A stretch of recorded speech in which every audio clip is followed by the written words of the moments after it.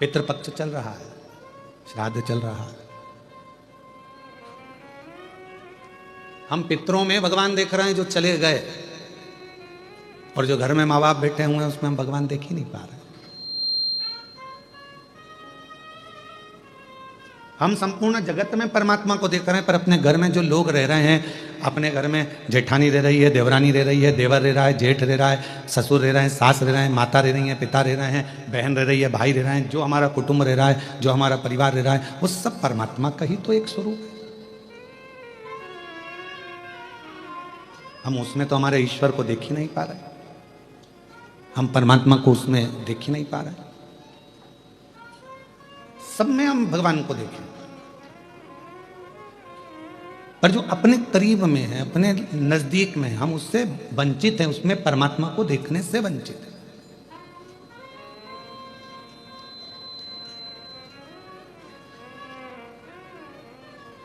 भूख, भोजन और भय, क्या क्या चीज है? जम के बोलो। भूख, भोजन और भय, ये तीन चीजें हैं। और ये तीनों चीजें व्यक्ति के जीवन में कब समाप्त होती है? जब तक भगवान नहीं मिलता तब तक, परमात्मा नहीं मिलता तब तक। भगवान की कथा में आपका मन गया, भगवान के सत्संग में मन लग गया, भगवान के भजन में मन लग गया, शिव जी की आराधना में मन लग गया, तो फिर तुम्हारी भूख भी चली जाएगी। यही कि यही अपने कर्म के प्रति भी, तुम्हारा मन पढ़ाई में लग गया, तुम्हारा मन कार्य में लग गया, तुम्हारा मन अपनी नौकरी में, सर्विस में, व्यापार में, जो तुम लगनता से काम में लग गए, और तुम्हारा दिल यदि काम में लग गया, तो तुम्हें भूख नहीं लगेगी। भूख नहीं लगेगी। पत्नी भी फोन कर कर बोलेगी 1:30 बज रही है, 2 बज रही है, टिफिन भेजा है, कब खाओगे, क्या हो गया, कब आओगे, बार बार वो फोन लगा रही है। पर उसको कौन समझाए कि जब व्यक्ति एक लगन से कर्म के प्रति जागृत हो जाता है, एक लगन से कर्म करने लगता है, परमात्मा की कथा सुन रहा हो, भजन कर रहा हो, कीर्तन कर रहा हो, या अपने कर्म को कर रहा हो, तो उसकी भूख अपने आप चली जाती है, अपने आप चली। फिर दूसरे नंबर पर बताया कि दूसरे नंबर पर जाता है भोजन। भोजन मतलब सामने भोजन रखा हुआ है, सामने बहुत अच्छे पकवान रखे हुए हैं, पर काम में इतने व्यस्त हो जाते हैं, अपने कर्म में इतने डूब जाते हैं, परमात्मा के नाम में इतने डूब जाते हैं कि रखा हुआ भोजन भी अच्छा नहीं लगता। जल्दी जाना है मुझे, अब भी आना भोजन। भूख चली गई, भोजन चले गया। और तीसरे नंबर पर है भय। और ये भय कहीं जाता है तो परमात्मा के करीब में जाता है। परमात्मा के नजदीक में पहुंचोगे, भय समाप्त हो जाएगा। कभी आप महसूस करिएगा, घृष्णेश्वर बाबा के मंदिर में 12 ज्योतिर्लिंग में से एक ज्योतिर्लिंग घृष्णेश्वर नाथ जी का जब दर्शन करने के लिए आप मंदिर के अंदर प्रवेश करो, जैसे ही मंदिर के अंदर आप प्रवेश करेंगे और शिखर की छांव में जाएंगे, अपने आप आपका भय समाप्त हो जाता है कि मैं भय से मुक्त हूं। भय से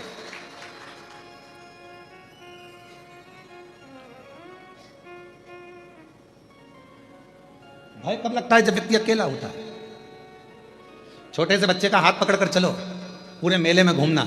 घृष्णेश्वर बाबा का जो मेला भरा है ना, आपके आसपास में कोई मेला भरा है तो बच्चा साथ में रहे, अपने पापा के, अपनी मम्मी के, अपने भाऊ के, अपने पिताजी के और माताजी का, अपनी आई का हाथ पकड़ा हो और बच्चा सब दूर घूमेगा ना, तो उसको मेला बहुत अच्छा लगता है, खूब खुश होता है, मेले में खूब नाचता है, खूब आनंद लेता है। पर वो बच्चे का हाथ छूट गया, अकेला हो गया, अब वो मेला अच्छा लगेगा क्या उसको? जम के बोलो जरा, नहीं लगेगा। कोई उसको गुब्बारा ला कर देगा, अच्छा लगेगा, कोई उसको टॉफी ला कर देगा, अच्छा लगेगा। बच्चे को मेला कब तक अच्छा लग रहा है? जब तक वो अपने पिता का हाथ पकड़ा हुआ है, तो वो भय से मुक्त है। अब तो कोई भी उस बच्चे को मिलता है तो उसको भय लगता है, उसको डर लगता है। उसी तरह जब तक आप अपनी जिंदगी में एक बार अगर घृष्णेश्वर बाबा के दर्शन नहीं करे हो, तो समझ लो आप भय में पड़े हुए हो, और जिस दिन घृष्णेश्वर बाबा के दर्शन कर लिए उस दिन भय से मुक्त हो गए। भय से। पिता है मेरा साथ में, मेरा बाबुल है साथ में, मेरा बाबा है साथ में। जिस दिन भगवान शंकर के पास आ गए, शिव के नजदीक आ गए, जिस दिन भगवान शंकर की शरणागति में आ गए, मिठास लाओ मिठास, गला पकड़ रहा है वापिस। भगवान शिव के जिस दिन करीब में आ गए, भगवान शंकर के जिस दिन नजदीक आ गए, उस दिन अकेले नहीं रहोगे, भगवान के करीब में आने के बाद व्यक्ति अकेला नहीं रहता।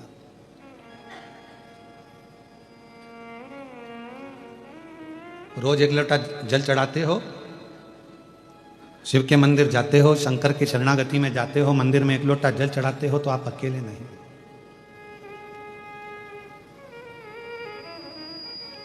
अभी आपको कथा में कहा था कि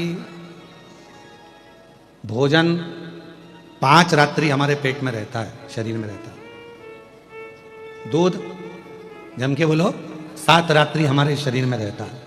दही 20 रात्रि हमारे शरीर में रहता है। घी गाय का 1 महीना हमारे शरीर में रहता है। और जो भगवान शंकर के मंदिर में जाकर एक लोटा जल चढ़ाकर उसका आचमन कर लेता है, वो हर घड़ी हर पल शिव हमारी श्वासों में रहता है, हर पल रहता, हर घड़ी रहता।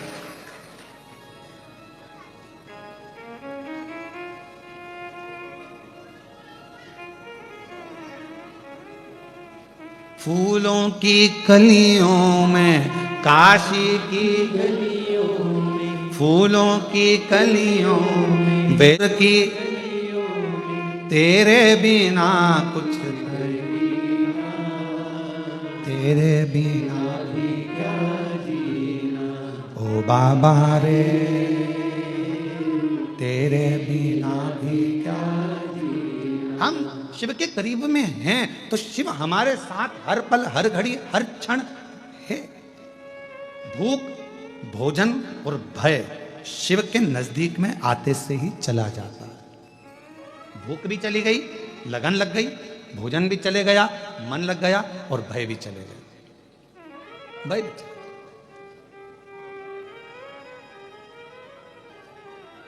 अब जब भगवान से लगन लगाकर बैठ गए तो पूरन पोली और आमटी भाएगी।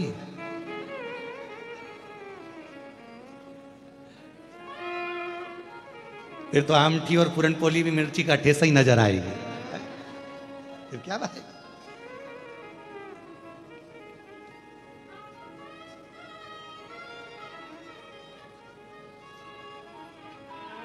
और एक बात और है, तुमचा मराठी भाषा चांगला आहे।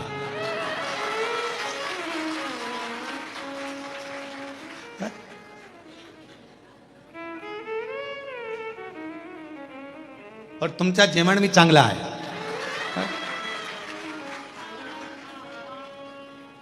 नारखेड़े जी या पाटिल जी, तुम लोग 1-1 महीना बांध लो हमको मराठी सिखाने के लिए। 1 महीना एक आओ, 1 महीना एक आओ, जहां हमारी कथा चले हमारे एक कथा में मराठी सिखा। अब शिव के जितने करीब में हम कहेंगे कि फिर ना तो भूख लग रही है, ना भोजन बहा रहा है, ना भय। अब होगा जो देखा जाएगा, तुम्हें अपना बना बैठे जो होगा देखा। जब उससे लगन लग गई तो फिर क्या सोचा। और जब परमात्मा से लगन लगाकर बैठ जाते हैं, जब भगवान से लगन लगाकर बैठ जाते हैं, तो फिर कोई भय नहीं रहता। भय। एक फ्लाइट उड़ रही थी, जा रही थी, बच्ची उसमें खेल रही थी। पायलट ने सूचना दे दी क्रैश होने वाली है, ये फ्लाइट क्रैश होने वाली है, ये सूचना और ऐसी सूचना मिली। जब सूचना मिली कि ये फ्लाइट जा रही है और ये फ्लाइट क्रैश होने वाली है, एक छोटी सी बच्ची को भय नहीं था, बाकी के सबको भय था। महिलाएं रो रही थी, पुरुष रो रहे थे, बच्चे रो रहे थे, पर एक छोटी सी लड़की नहीं रो रही थी। वो नहीं रो रही, वो खेल रही है। उस लड़की से किसी ने पूछा, तुम्हें मालूम है ये फ्लाइट क्रैश होने वाली है, सब मर जाएंगे, सब के प्राण छूट जाएंगे, तुम्हें मालूम है? लड़की कहने लगी, मैं जानती हूं कोई फ्लाइट मिलाइट क्रैश नहीं होगी। उस लड़की से पूछा, तुम्हें कैसे मालूम? अरे अंकल, फ्लाइट उड़ा रहा है ना, वो पायलट मेरे पापा हैं, और मेरे पापा को मालूम है, मेरे पिताजी को मालूम है कि मैं इस फ्लाइट के अंदर बैठी हूं। जब फ्लाइट उड़ाने वाला तुम्हारा पिता होगा, उसको मालूम होगा कि तुम अंदर हो, तो वो फ्लाइट क्रैश होने देगा? पूरे दम लगा देगा कि इसमें फ्लाइट में मेरी बेटी बैठी है। तुम्हारी जिंदगी में दुख आया, तुमने शिव जी को एक लोटा जल चढ़ाना प्रारंभ करा, समझ लो कि तुम्हारी जिंदगी में दुख आया है, मतलब फ्लाइट में तुम बैठे हो, पर याद रखना फ्लाइट चलाने वाला तुम्हारा पिता कृष्णेश्वर महादेव है। क्यों सोच रहे, किस लिए विचार करना, क्यों सोचना? हम उस पर आधारित तो हों, हम उस पर आधारित ही नहीं हो पाए तो क्या मतलब का? नारखेड़े जी यहाँ डॉक्टर साहब बैठे नांदेड़ वाले, कथा करवाई इन्होंने नांदेड़ में, तो इतना वहां पर पानी आ गया 2 दिन कथा के बाद में, इतना पानी कि जहां कथा थी वहां घुटना घुटना में पिल्ली पानी हो गया। अब कथा इनके घर से ऑनलाइन हुई ना, डॉक्टर साहब बोलते रहे गुरुजी कथा पंडाल में होगी कि नहीं होगी। हमने कहा सब बाबा पर छोड़ दो, तुम ऑनलाइन कथा चलने दो। 2 दिन ऑनलाइन कथा चली, तीसरे दिन स्वयं प्रशासन ने कह दिया कि जगह पूरी खाली हो चुकी है, आराम से कथा करिए, शिव को कथा कराना थी और कथा पूरी। हम जब तक ये सोचते हैं, हम जब तक ये विचार करते हैं कि घर में चला रहा हूं, कथा में करा रहा हूं, परिवार में संभाल रहा हूं, ये सब कुछ मेरा है, तब तक हम भय में जिंदगी जीते हैं। और जिस दिन हमने सोच लिया कि सब कुछ भोलेनाथ का, सब कुछ भोलेनाथ का, फिर भय नहीं रहता, फिर भय नहीं रहता। बेटा किसका? शिव जी का। तुम अपना क्यों मान रहे हो? संकल्प छोड़कर कह दो कि ये मेरा बेटा नहीं, ये तो स्वयं जगत गुरु शंकराचार्य जी का एक प्रसंग आता है। जगत गुरु शंकराचार्य जी जब बाल्य अवस्था में थे, छोटी सी अवस्था थी और उनके अंदर इतनी विद्वत्ता थी भगवत भजन की, और वो जब माता जी के साथ में तालाब में गए तो माँ उनको जाने नहीं दे, उनको भजन करने नहीं दे, उनको लगे कि ये मुझे छोड़कर चले जाएगा। माँ के सामने तालाब के अंदर चले गए छोटा सा बालक शंकर, और अंदर गए और चिल्लाने लगे, माँ मुझे मगर ने पकड़ लिया, माँ मुझे मगर ने पकड़ लिया। माँ अंदर कैसे जाए, उसे तैरना नहीं आता था, बच्चे को कैसे भगाए। तब शंकर ने कहा, माँ मगर कह रहा है, तू मुझे अब्बी की अब्बी दान दे दे शिव जी को, कि मेरा बेटा शंकर का, तो बच जाऊंगा। शिव को दान दिया, शंकर का हो गया। आज वो पूरे विश्व में जगत गुरु शंकराचार्य जी ने 4 पीठों का निर्माण कर संपूर्ण जगत को आनंद दिया। हम सोच कर बैठे हैं ये घर मेरा, ये जमीन मेरी है, जायदाद मेरी है, परिवार मेरा है, कुटुंब मेरा है, बेटे मेरे, बहू मेरी, पोता मेरा, पोती मेरी, नाती मेरे, पंती मेरे, सब मेरे अपने हैं, ये बेटी मेरी है, दामाद मेरे हैं, ये मेरा है, वो मेरा है। ये सारा भ्रम छोड़ दो। तुम्हें लग रहा है मेरे से कुछ भी नहीं सद रहा, तब हाथ में जल लेकर कह दो, अब शंकर ये तेरा बेटा है, ये तेरी बेटी है, ये तेरी पुत्री है, ये तेरा पुत्र है, अब तुझे संभालना है, अब मेरा नहीं है। अगर वो संसार सागर में, जैसे मार्कंडेय बाबा के लिए वर्णन किया गया कि मार्कंडेय जी की तो उम्र थोड़ी सी थी, और मार्कंडू जी ने कह दिया कि मार्कंडेय को शिव की भक्ति में लगा दो, उसके भरोसे छोड़ दो, उसके आश्रित छोड़ दो, जब उसकी औलाद हो जाएगी, उसकी संतान हो जाएगी तो वो संभालेगा। आखिरी में हुआ क्या, मार्कंडेय जी को उम्र प्राप्त हो गई, ऐसी उम्र की वो प्राण ना छूटे।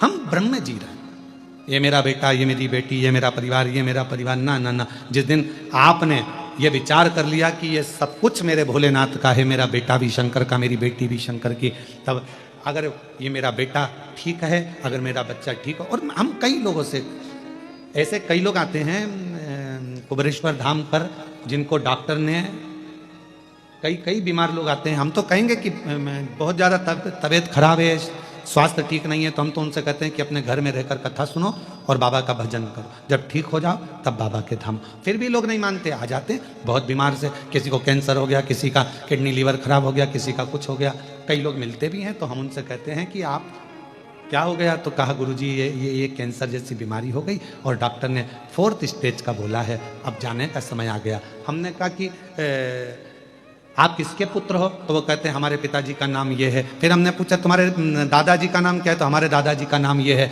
तब हमको कहने में आ जाता है इतनी बड़ी बीमारी हो गई, तो ईमानदारी से बताओ, दादाजी का नाम तुम्हें लेने से पहले, पिताजी का लेने से पहले कोई तुमसे पूछे इतनी बड़ी बीमारी में कि तुम औलाद किसकी हो, तो तुम्हें छाती ठोक कर कहना चाहिए इस बीमारी में कोई साथ नहीं देता, मैं शिव का हूं, शंकर का पुत्र हूं, मैं शिव की औलाद हूं, मैं कृष्णेश्वर नाथ महाकाल बाबा कुबेर भंडारी मेरे पिता हैं। मैं उनकी औलाद हूं। और जिस दिन बड़ी बीमारी में भी तुम्हारे मुख से यह निकलना चालू हो जाए कि वो शंकर मेरे पिता हैं, तो फिर पिता तुम्हारा इलाज अच्छा करा देगा, चौथे स्टेज में भी तुमको ठीक करा कर घर में बिठा देगा। वो शंकर।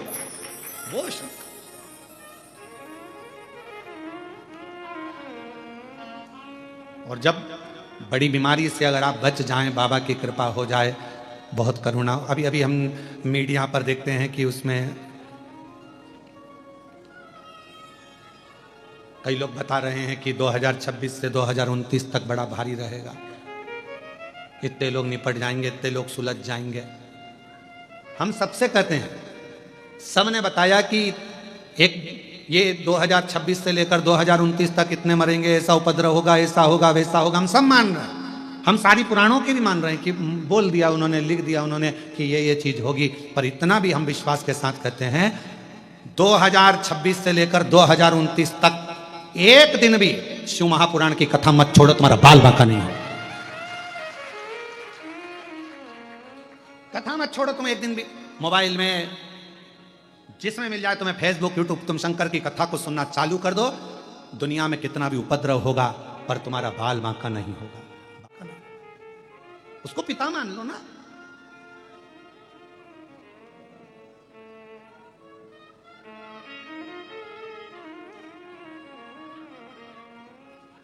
उसको अपना पिता मानो।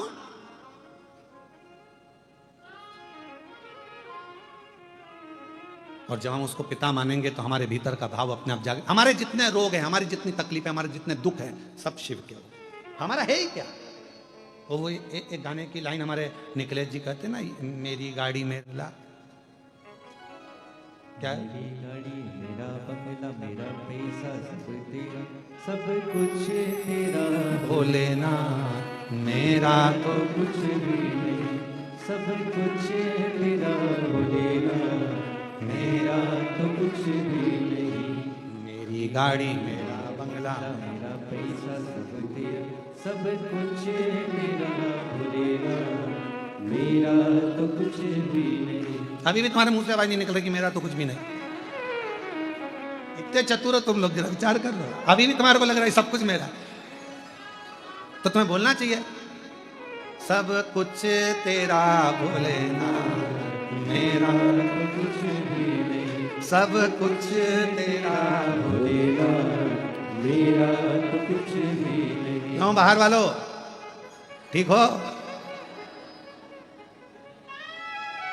तुम भी बोल दो, सब कुछ तेरा भोलेना, मेरा तो कुछ भी नहीं, सब कुछ तेरा भोलेना, मेरा तो कुछ भी नहीं, सब कुछ तेरा भोलेना, मेरा तो कुछ भी नहीं। ये मेरा है क्या? संसार में जो कुछ मिला, ये सारा जीवन का हर पल 21,600 श्वास जो रोज मिलती है, 3.5 करोड़ रोम छिद्र जो मनुष्य के शरीर में मिले हैं, और ये 21,600 श्वास जो मिल रही है, ये सब शिव की तो है।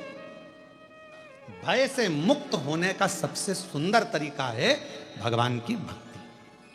भूख, भोजन और भय, ये तीनों भगवान की भक्ति से चले जाते हैं। भय चले गया ना तो जीवन का सब कुछ हो गया। आज के जमाने में व्यक्ति भय से ग्रसित है। भय।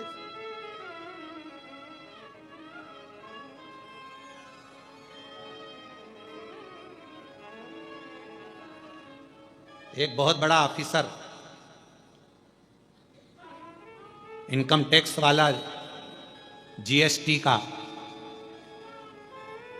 और तुम्हारी दुकान पर आ जाए और आते से ही बोले लाओ जरा फाइल दिखाओ, उतने में तो चक्कर खा के नीचे गिर जाओ। जरा विचार करना, यहीं पृथ्वी का व्यक्ति, पृथ्वी पर जन्मा हुआ व्यक्ति, एक ऑफिसर तुम्हारे यहां आकर खड़ा हो जाता है और कह दे लाओ फाइल दिखाओ, तो तुम्हारे पसीने टपकना प्रारंभ हो जाते हैं। बोलो सही है कि गलत है?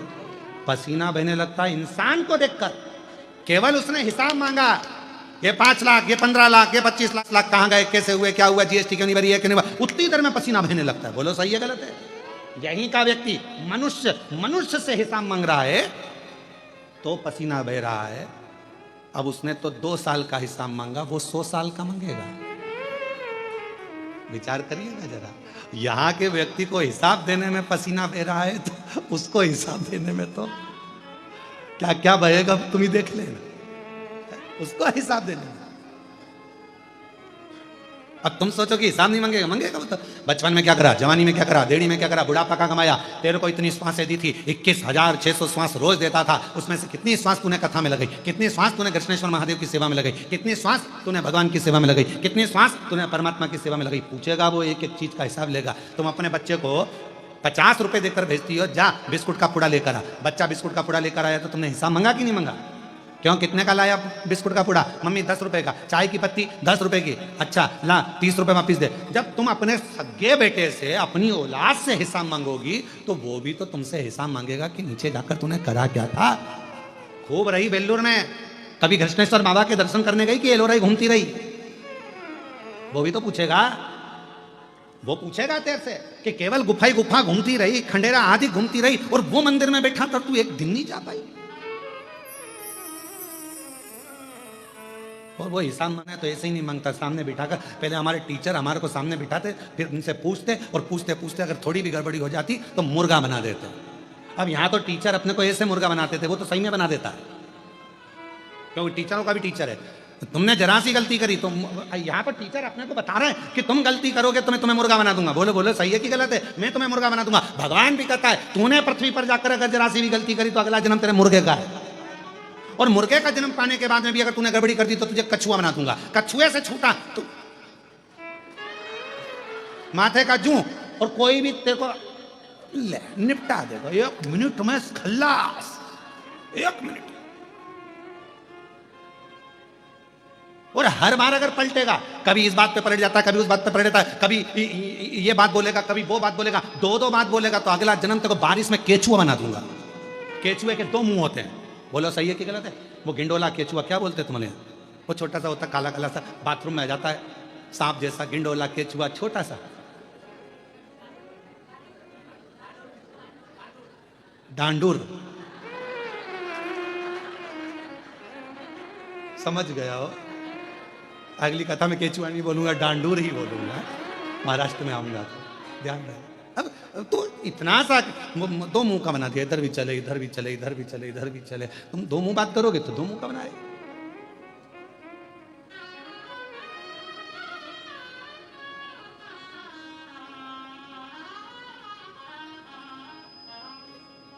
सब कुछ तेरो भोलेनाथ, मेरा तो कुछ भी सब कुछ तेरो भोलेनाथ, मेरा तो कुछ भी नहीं। मेरी गाड़ी, मेरा बंगला, मेरा पैसा सब तेरा, सब कुछ तेरा भोलेनाथ, मेरा तो कुछ भी नहीं। सब कुछ तेरा भोलेनाथ, मेरा तो कुछ भी नहीं। अब भजन वाले ने ये लिखा कि गाड़ी बंगला पैसा सब तेरा, मेरा तो कुछ भी नहीं। खुद का तो लिखा ही नहीं। ये पप्पू की अम्मा,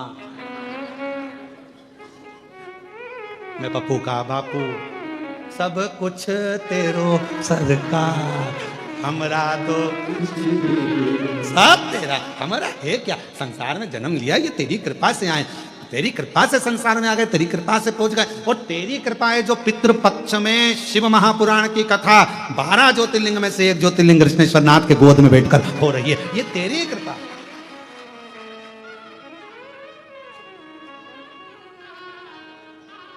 तो जिनकी होटल में कथा हो रही है ना, उनको भी अपनी नजर उतरवा लेना चाहिए। कहाँ है? अच्छा आप ही हैं क्या? साधु था आपको, अभी तक शादी हुई होगी। यहाँ लोग बहुत बंधन में बंधे होंगे, गठ जोड़े में खूब माला और मंगल सूत्र पहनाए गए होंगे, पर पहला आयोजन है जिसमें पुराण पहनाई जा रही है और गठबंधन शिव से हो रहा है। शिव से साधुता है आपको, बाबा की कृपा है।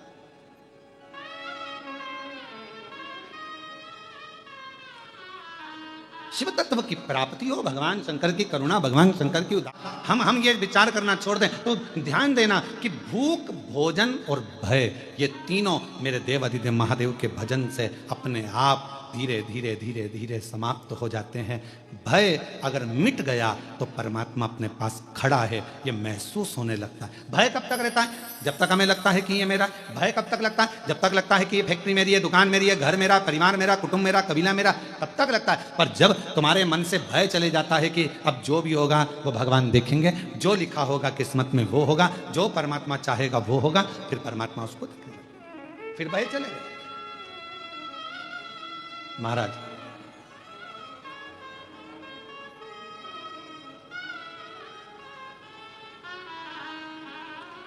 मायके में मां का होना बहुत जरूरी है। किसका होना? मां। जम के बोलो जरा, मायके में किसका होना जरूरी है? मायके में सब हैं और मां नहीं है तो वो मायका सुना, वो मायका सुना। मायके में सब हैं और मां नहीं है तो मायका सुना। मायके में मां का होना जरूरी है और अपने घर के मंदिर में महादेव का होना जरूरी है, वरना मंदिर भी सुना, वरना मंदिर भी सुना। मंदिर की श्रेष्ठता, जैसे लिंगायत, शैव लिंगायत संप्रदाय के अंतर्गत गले में शिवलिंग को डालकर, अपने गले में शिवलिंग रखकर यह निश्चित कर दिया जाता है कि यह शरीर भी तुम्हारा मंदिर है, और उस मंदिर के अंदर शैव लिंगायत संप्रदाय कहती है कि यह शिवलिंग तुम्हारे गले में जो पड़ा हुआ है, ये तन रूपी मंदिर के अंदर मन के भाव से ये शिवलिंग तुम्हारे गले में डाला गया है, अर्थात तुम्हारा ये शरीर चलता फिरता मंदिर है जिसमें ये शिवलिंग विराजमान है और अपने जीवन का आनंद दे। शैव लिंगायत संप्रदाय के अंतर्गत एक छोटे से छोटे बच्चे से लेकर बड़े से बड़े बुजुर्ग तक भी गले के अंदर शिवलिंग धारण करते हैं। शैव लिंगायत संप्रदाय, वीर शैव लिंगायत संप्रदाय के अंतर्गत, एक वीर शैव लिंगायत संप्रदाय के अंतर्गत गले के अंदर एक शिवलिंग रखा जाता है। वो इस भाव से रखा जाता है कि ये शरीर भी चलता फिरता मंदिर है। मायका, मां के बिना खाली दिखता है, घर का मंदिर महादेव के बिना खाली दिखता है, और ये मनुष्य रूपी शरीर का मंदिर भी शिवलिंग के बिना खाली दिखता है, रुद्राक्ष के बिना खाली दिखता है, त्रिपुंड के बिना खाली दिखता है, खाली।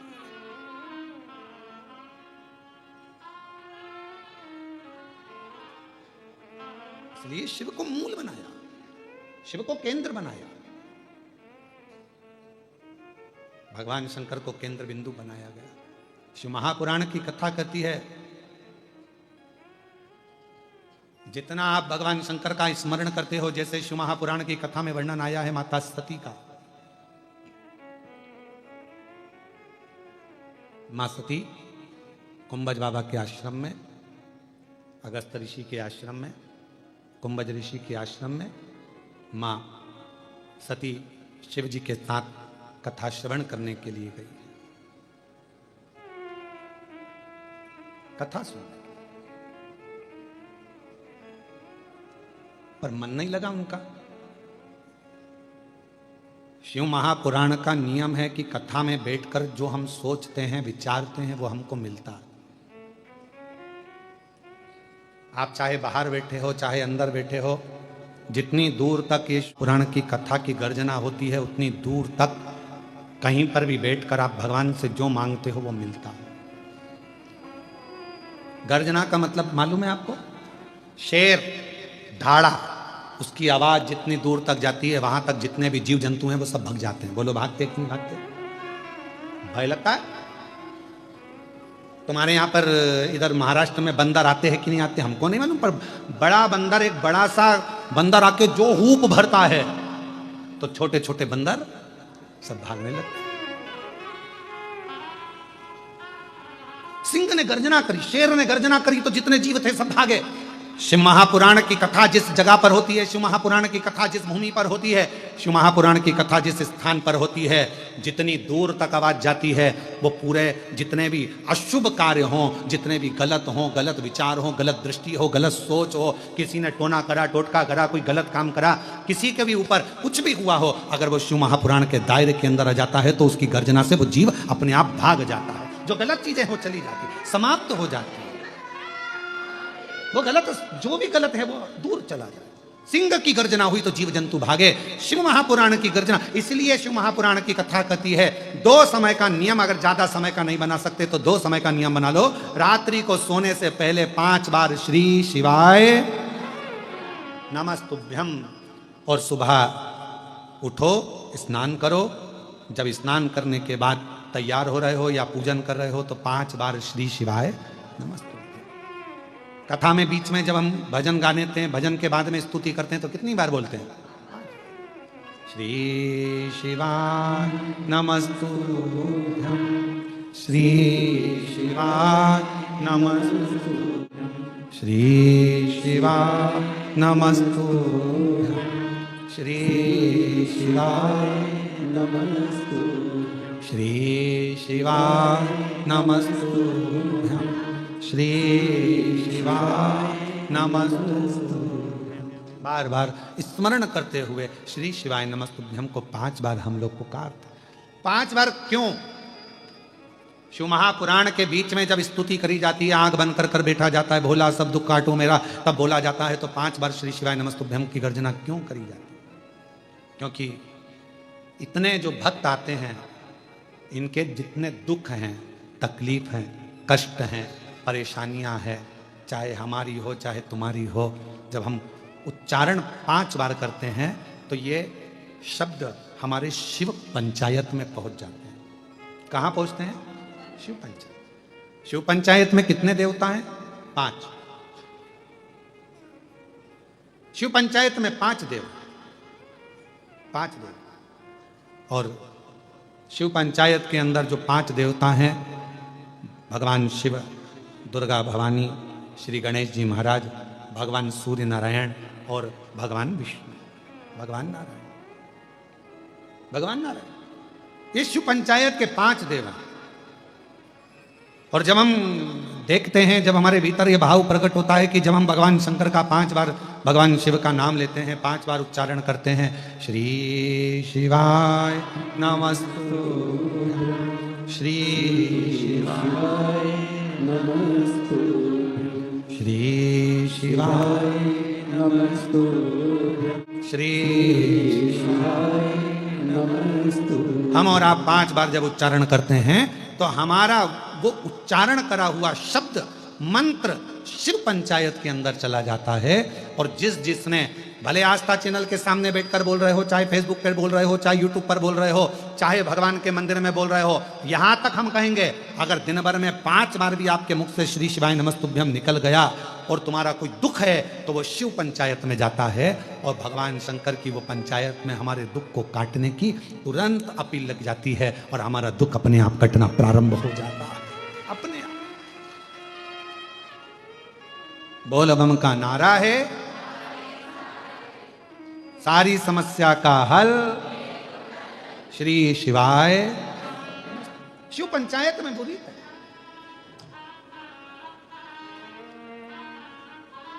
बहुत शिव पंचायत के बहुत कम मंदिर होते हैं, बहुत कम मंदिर। शायद मुझे नहीं लगता कि महाराष्ट्र में भी कहीं शिव पंचायत के, हो सकता है बने हो या पुराने 1-2 मंदिर हों जिसमें भगवान शिव, माँ दुर्गा भवानी, गणेश जी महाराज, सूर्य नारायण भगवान और भगवान विष्णु उस मंदिर के अंदर, नारायण, शिव पंचायत। और भगवान शंकर की अविरल भक्ति, भगवान शिव का अविरल स्मरण। तो हम निवेदन करेंगे आप सबसे, जितने भी शिव भक्त इस कथा को श्रवण कर रहे हैं आस्था चैनल से, फेसबुक, यूट्यूब पर, और इस पवित्र प्रांगण में बैठकर अगर कथा को श्रवण कर रहे हैं तो उनसे कहेंगे रात्रि को सोने से पहले 5 बार श्री शिवाय नमस्तुभ्यम, और सुबह 5 बार जब हमारी शुरुआत हमारी जिंदगी की हम करें तो हमारे जीवन में सब मिलती है। एक पत्र है,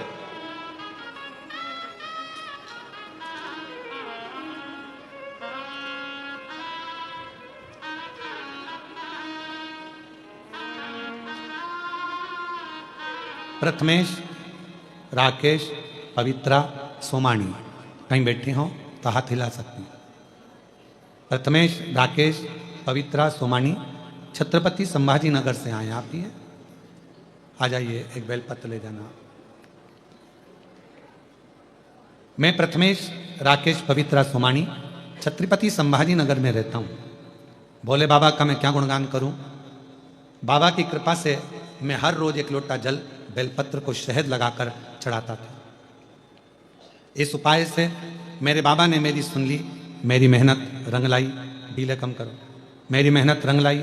आज बाबा के आशीर्वाद से जिसके लिए मैं लगा रहा, लोग कह रहे थे होगा नहीं, पर बाबा ने मेरा सिलेक्शन इंडियन आर्मी में करवा दिया। मैं बाबा को प्रणाम करने के लिए, मैंने 5 बार पहले भी प्रयास किया पर नहीं।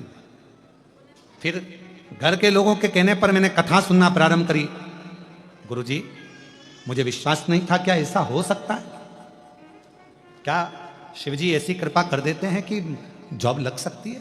पर बाबा की कृपा से मेरे बाबा ने मेरी लाज रखी और मेरा सिलेक्शन इंडियन रैंक के 6ठे स्थान पर आया। उसके लिए पूरा परिवार आपको धन्यवाद है, प्रणाम भी करता है। मैं बाबा को यहाँ नमन करने के लिए आया हूँ और बेटे का फोटो भी लगाया गया है। एक बार जोरदार ताली बजाकर स्वागत करें। आस्था चैनल पर या एलईडी पर आप उसको देख सकते हैं। शिव कृपा। और महादेव नमन चरणों में स्वीकार कीजिए, सबका किया है मेरा भी उद्धार कीजिए, उद्धार कीजिए। है त्रिपुंडधारी, है त्रिशूलधारी, है त्रिपुंडधारी, है त्रिशूलधारी। महादेव नमन चरणों में स्वीकार कीजिए, सबका किया है मेरा भी उद्धार कीजिए, उद्धार कीजिए। है त्रिपुंडधारी, है त्रिशूलधारी, है त्रिपुंडधारी, है त्रिशूलधारी।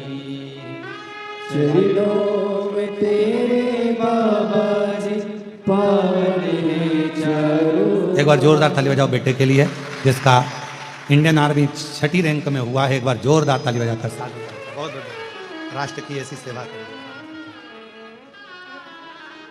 शिव तत्व भगवान शंकर की अविरल भक्ति है और शिव भक्ति, भगवान शंकर की अविरल भक्ति एक सुख देती, एक आनंद देती।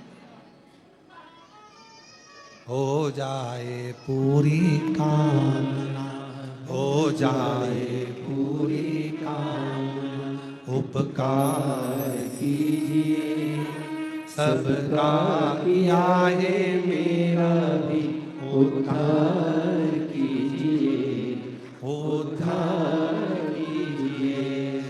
है त्रिपुंडधारी, है त्रिशूलधारी, है त्रिपुंडधारी, है त्रिशूलधारी। शिव का भजन कभी खाली नहीं है।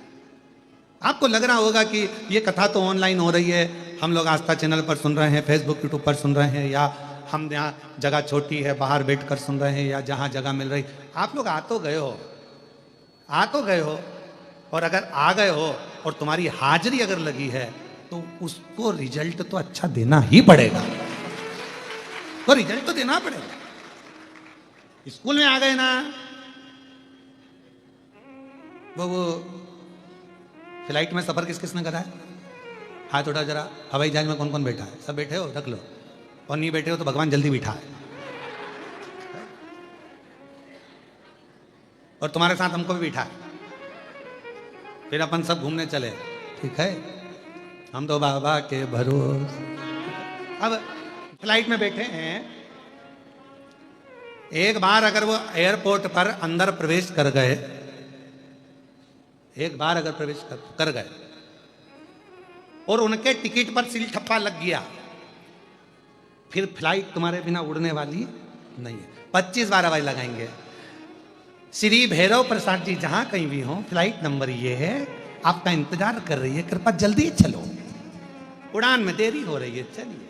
सील ठप्पा लग गया।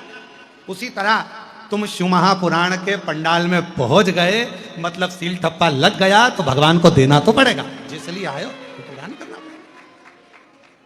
और तुम आए हो तो उसका वो दिए बिगड़ तो रहेगा नहीं, देगा तो जरूर। तो सील ठप्पा लग गया। शिव का 5 बार नाम लेना मतलब शिव पंचायत में अपने दुख की पहल कर दे। पंचायत में, भगवान शंकर की शिव पंचायत में यह खबर पहुंच जाना कि हमें क्या तकलीफ है, क्या कष्ट है, क्या दुख है। मां सती भगवान शंकर के साथ में कुंभज बाबा के आश्रम में कथा सुनने के लिए गई है, पर सती मैया को शायद ये नहीं मालूम था कि कथा में बैठकर जो मांगा जाता है वो प्राप्त होता है।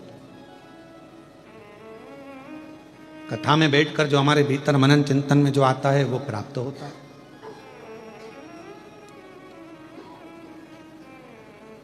आप लोग बैठकर यदि आप दूसरे के लिए गलत मांग रहे हो तो ये आपके ऊपर निर्भर करता है। कितना अच्छा मौका छोड़कर हम दूसरे के लिए क्यों मांगे, हम अपने लिए क्यों ना मांगे। उसने मेरे साथ बुरा करा, भगवान उसका बुरा कर, ये क्यों मांगे। भगवान से कहो कि मेरा भला करे, संसार का भला करे, जगत का कल्याण करे। सती मैया ने ये विचार कर लिया था कि ये शरीर क्यों पाया मैंने, इसको तो मैं भस्म कर दूं तो अच्छा। और मां सती का वो शरीर आखिरी में जला ही, जल गया। आप सब में से कुछ लोग तो ऐसे होंगे जिनकी यहाँ खेती होगी, जमीन होगी, खेती करते होंगे। कुछ लोग तो बैठे होंगे उसमें से। खेती, फसल बारिश के जल से आती है या बाढ़ के पानी से आती है? बारिश के जल से। अगर मान लो खेती में पानी चाहिए और बाढ़ आ गई तुम्हारे नगर में, तुम्हारे गांव में, तो क्या उससे फसल अच्छी आएगी? क्या नहीं, फसल तो बिगड़ जाएगी, बेकार हो जाएगी। वो फसल के लिए बारिश का पानी जरूरी है। उस फसल के लिए बारिश का पानी थोड़ा थोड़ा थोड़ा थोड़ा गिरता रहे, वो जरूरी है। बाढ़ आ गई, पूरा पानी पानी भरा गया, वो फसल बिगड़ जाएगी, सड़ जाएगी, बेकार हो जाएगी, जमीन बेकार हो जाएगी और उसमें कुछ नहीं लगेगा। इतने विद्वान मत बन जाओ कि तुम्हारे अंदर ज्ञान की बाढ़ आ जाए और परमात्मा की भक्ति ही बह जाए। क्यों? अहंकार जब आता है तो परमात्मा की भक्ति नहीं रह पाती। तुम मुझे जानते नहीं हो, मैं कौन हूं? मैं वहां का ये पदाधिकारी, मैं वहां का ये अध्यक्ष, मैं वहां का ये, वहां ना ना ना, ये तो भगवान ने मौका दिया है। ढेर सारे लोग संसार में रहते हैं, पर परमात्मा ने तुमको इस लायक बनाया है कि तुम उसकी सेवा कर रहे हो, तो अपने भीतर का अहंकार निकाल। उसने आपको इस लायक बनाया, नहीं तो कितने थे।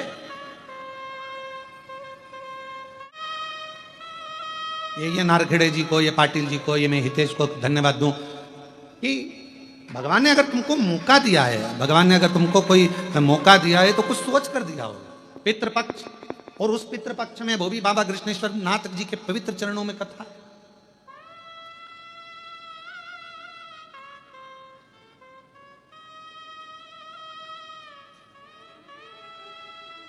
किसी आनंद के साथ कहीं परमात्मा ने अगर कृपा, और आपको भी हम धन्यवाद देंगे, जितनी मेरी जीजियां बैठी हैं, जितने जीजा बैठे हैं, जितनी मेरी बेटियां बैठी हैं, बेटा बैठे हैं, मेरी माताएं बैठी हैं, भाई बैठे हैं, इन सबको मैं धन्यवाद दूंगा।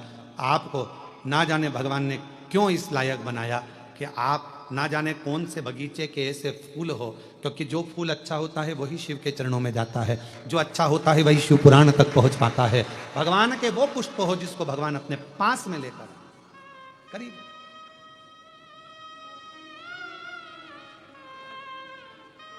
और तेरी कृपा का क्या है भरोसा, कब किस पर हो जाए, जरा सी हम पर कर दो, जरा सी हम पर कर दो। जिस पर भी हो गई तेरी कृपा करुणा वो भव पार हुआ, भव पार हुआ। पापी हो चाहे जितना उसका भी बाबा उद्धार हुआ, उद्धार हुआ। गिद्ध अजामिल गणिका जैसे तेरे मन को भाए, जरा सी हम पर कर दो, जरा सी हम पर कर दो। कितना कड़प नाम का भगवान शंकर का ऐसा भगत शिव महापुराण में आता है कि जिसने केवल प्रवचन में सुना था कि शिव जी को जल चढ़ाना चाहिए, भोलेनाथ जी को भोग लगाना चाहिए, बेलपत्र चढ़ाना चाहिए, ना वो बेलपत्र को पहचानता है, ना वो भोग चढ़ाना भगवान को प्रसाद का भोग लगाना जानता है, ना उसके पास जल चढ़ाने का कोई पात्र है। बस कड़प ने सुन लिया प्रवचन में, तालाब में गया, मुंह में पानी भर लिया, मुख में पानी भरा, हाथ में कोई जीव को मारकर उसका मांस रख लिया, पेड़ों की पत्तियों को तोड़ लिया, शिव जी के मंदिर में पहुंच गया। भगवान के मंदिर में जाकर जूते से तो पत्तियां हटाई और मुंह का पानी भगवान पर चढ़ाकर भोग धरकर, बेलपत्री तो थी नहीं, जो पत्तियां तोड़ी थी वही चढ़ा। अब जरा विचार करिए, उसने तो मुंह का पानी चढ़ाया था, तो शिव जी प्रसन्न हुए थे कि नहीं हुए थे? शिव पुराण में पढ़ो कि कड़प पर भगवान शंकर प्रसन्न हो जाते हैं और उसको अपना दर्शन दे देते हैं। अपन तो झूठा भी नहीं चढ़ा रहे, अपन तो गलत चीज कर भी नहीं रहे, अपन तो रोज एक लोटा जल चढ़ाते हैं, प्रेम से बाबा को पुकारते हैं। तो जरा विचार करिए, कम से कम शिव जी की कृपा दृष्टि हम जैसे जीवों पर भी तो रहेगी। आप और हम जैसे जीवों पर भी तो शिव की कृपा रहेगी। अब कोई उसमें ज्ञान दे दे, शंकर भगवान सा मत चढ़ाओ, भगवान शंकर पे वैसा मत चढ़ाओ, भगवान शंकर पे ये मत करो, भगवान शंकर पे वो मत करो। ज्ञान देने वाले आज के जमाने में, कलिकाल में, दिन भर अगर सोशल मीडिया टटोलोगे तो दिन भर 24 घंटे आपको ज्ञान सोशल मीडिया पे मिलता रहेगा। शिव जी को ऐसा मत करना, शंकर जी को वैसा मत करना, भूल से ये मत करना, प्रदोष को ये मत करना, एकादशी पे ये मत करना, तो द्वादशी पर ये मत करना। अरे दिल से अगर भगवान का नाम पुकारा जाए तो कुछ करो चाहे मत करो, दिल से अगर श्री शिवाय नमस्तुभ्यम बोल लिया तो उसमें भी तुम्हारा कल्याण। हर हर, दिल से अगर उसको पुकार लिया, दिल से अगर बोल लिया तो उसमें हमारा कल्याण है, उसमें हमारी कृतार्थता। हमारे कर्म के अनुसार हमारे फल है। एक कहावत सुनी कि नहीं सुनी आप लोगों ने? जैसा कर्म करोगे, जम के बोलो, जम के जरा, जैसा कर्म करोगे वैसा फल पाओगे। कौन ने बनाई ये कहावत? कोई व्यक्ति ने बनाई क्या ये कहावत? नहीं, ये हमारे शास्त्रों में वर्णित है। एक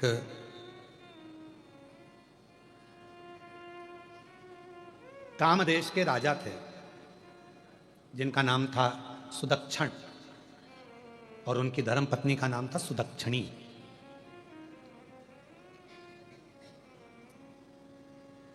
भगवान शिव के बड़े उपासक थे, आराधना करते थे दोनों पति पत्नी शंकर जी की, साधना में लगे रहते थे, भजन में लगे रहते थे, अच्छा कर्म करते थे, बेकार कर्म कभी नहीं करा। इतने अच्छे राजा थे सुदक्षण की रात्रि के समय पर रूप कपड़ा वगैरह ओढ़कर, मुंह ढाककर, पूरा शरीर ढाककर जाते थे और लोगों का दुख देखते थे कि इनको क्या तकलीफ है, और सुबह उसका दुख निवारण कर देते थे। हर हर, कौन? राजा सुदक्षण। नियम था।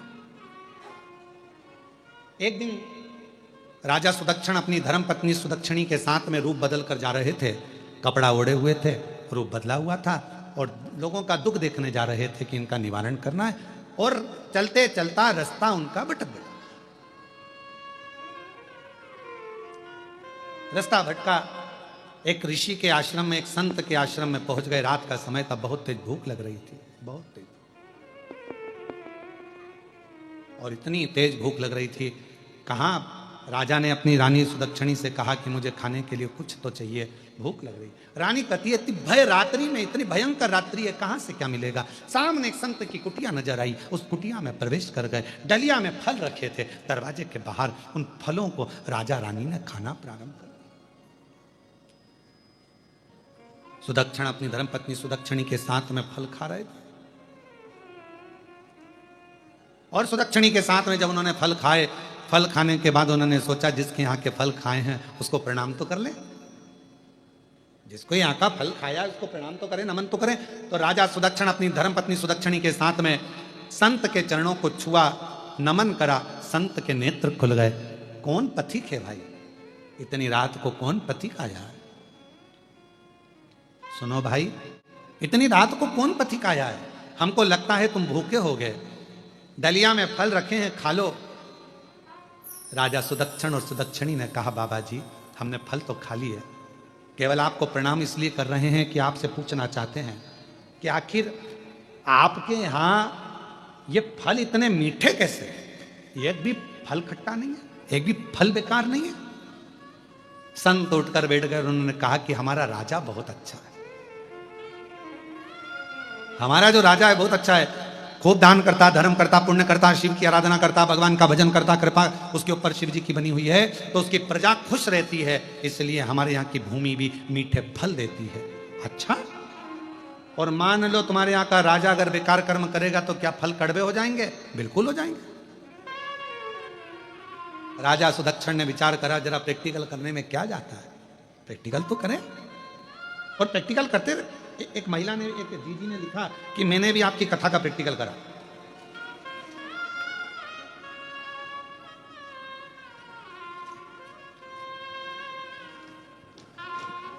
देखो उसने पत्र में लिखा है, मेरा नाम प्रियंका अमोल दाने। धन्यवाद, आपने बोल दिया जी जी।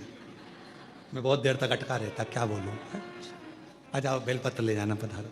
दाने, मैं छत्रपति संभाजी नगर में रहती हूँ। भैया जी के पत्र खास तौर से आपके लिए लिख रही हूँ भैया। मेरी बहन, जय हो आपकी। मेरे भैया, मैं क्या वर्णन करूं, लगता है शंकर जी ने आपको कोई गण बनाकर भेज दिया है, जो हमको इस कथा के माध्यम से जनमानस को ये मालूम पड़ा कि शंकर की पूजन कैसे होती है, शिव से वर कैसे प्राप्त करा जाता है। भैया, आप हमेशा कथा में कहते हैं कि पंडाल में बैठकर कथा सुनी जाए, जो मांगा जाता है वो मिलता है। मैंने सोचा एक बार प्रैक्टिकल मुझे भी करना चाहिए। गुरुदेव, भैया, एक बीमारी हो गई थी मुझको, जिसके कारण बस मेरे पेट में तकलीफ हुई और मेरा पेट में डॉक्टर ने ऑपरेशन का कह दिया। ऑपरेशन की बात सुनी तो सब घबरा गए घर के लोग। तब मैंने घर के लोगों से कहा कि वो सियोर वाले भैया बोलते हैं, कथा में महाराज जी कहते हैं कि पंडाल में बैठकर जो मांगा जाता है वो परमात्मा देता है। मैंने अपने पति से भी कहा, पति कहने लगे ऐसा होता है क्या, तुम इतनी पढ़ी लिखी होकर ऐसी बात करती हो कि पंडाल में बैठकर जो मांगो वो मिलता है। मेरा मन है ऑपरेशन कराने से पहले एक बार, पंडित जी की कथा नांदगांव चल रही है, अपन नांदगांव में जाकर बैठ जाते हैं और कथा सुनकर आएंगे, फिर अपन ऑपरेशन करा लेंगे, उसमें क्या दिक्कत है। सत्य कहती हूं भैया, मेरा विश्वास नहीं था, क्या पंडाल की मिट्टी, पंडाल की रज, क्या पंडाल में बैठकर कथा सुनने का इतना फल होता है। मैंने अपने पति के साथ में नांदगांव में जाकर कथा श्रवण करी, वहां की मिट्टी को अपने पेट पर लगाया, बाबा को प्रणाम करा, मांग कर एक बेलपत्र लाई और बाबा को प्रणाम कर कर कथा में से वापिस आ गई। बाबा का मैं क्या वर्णन करूं, पंडाल की मिट्टी को लाई थी, प्रणाम करती, लगा लेती पेट पर। 4 दिन के बाद मैंने अपने पति के कहने पर ऑपरेशन की तारीख निकलवाई और जाने के लिए तैयार हुए। जैसे ही पहुंचे, ऑपरेशन के लिए जांच हुई तो मालूम पड़ा कि ऑपरेशन की मुझे जरूरत नहीं है, मेरा पेट पूरी तरह से स्वस्थ हुआ है, अब मुझे ऑपरेशन की जरूरत नहीं है। मैं बाबा को प्रणाम करती हूँ कि लुटा दिया भंडार काशी वाले और कर दिया माला माल काशी वाले, जो जैसी भावना लाया वो ऐसा ही फल पाया, नहीं खाली उसे लौटाया, वो मन ही मन हर्षाया और कर दिया माला माल काशी वाले, लुटा दिया भंडार काशी वाले, लुटा दिया भंडार आपका भी पत्र है वाले। करिया कौन सा है इसमें से? काशी वो छाले जो हो गए थे यही है। हाँ, ये दीदी का भी एक पत्र है। मेरा नाम संगीता विभव काकड़े है। मेरे पैरों में छाले हो जाते थे और वो छाले फूटते थे तो घाव हो जाते थे। मेरा पांव इतना सड़ चुके थे कि चलना भी दुश्वार। लोग कुछ ना कुछ कहते रहते। एक बार आपकी कथा सुनी और मुझे ऊर्जा आई, हिम्मत जागी कि मैं ठीक हो सकती हूं। डॉक्टरों का इलाज तो मैं शुरू से करा रही थी क्योंकि छाले फूटते थे पांव के और बहुत बड़े बड़े फोड़े और घाव हो जाते थे। लोग कुछ भी कहते थे। तब मैंने कथा में सुना कि एक रुद्राक्ष अगर सीहोर का लाया जाए और उस रुद्राक्ष को पानी में गलाकर पानी का आचमन किया जाए, पिया जाए, शिव जी पे चढ़ाकर बीमारी ठीक होती है। हम सीहोर चले गए, वहां से रुद्राक्ष लाए, पानी में गलाते, शिव जी को चढ़ाते, उसको पीना प्रारंभ करा। आज मैं धन्यवाद देने के लिए आई हूँ। सारे डॉक्टरों का इलाज करवा कर थक गई थी, पर आज मेरे पाँव पूरी तरह से स्वस्थ हो गए हैं। अब मेरे पाँव में कोई तकलीफ नहीं। आ जाओ एक बार पत्र।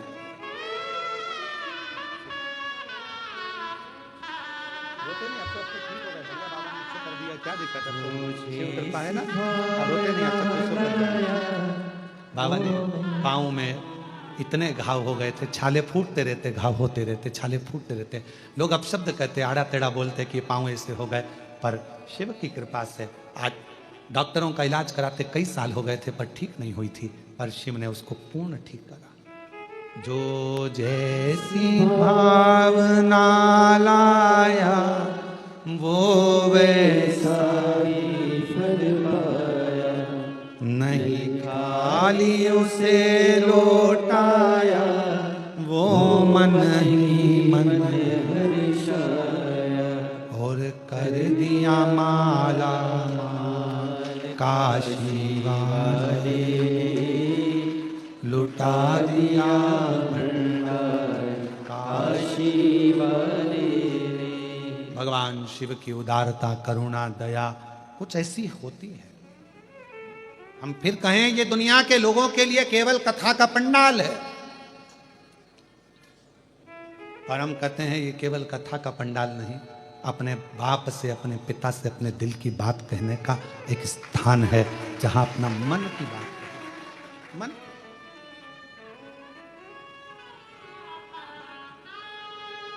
दिल की बात।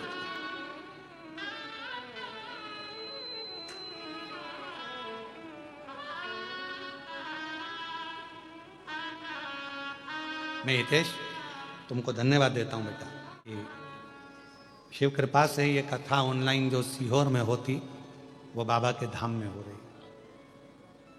और एक प्रेरणा हमको मिली इस चीज के लिए कि ऐसे 50-60 भक्त लोग कथा सुन लें। अगर ऑनलाइन कथा सीहोर में होती है, ऐसी ही किसी 12 ज्योतिर्लिंग में भी चलती रहे और लोग उसको श्रवण करते रहे।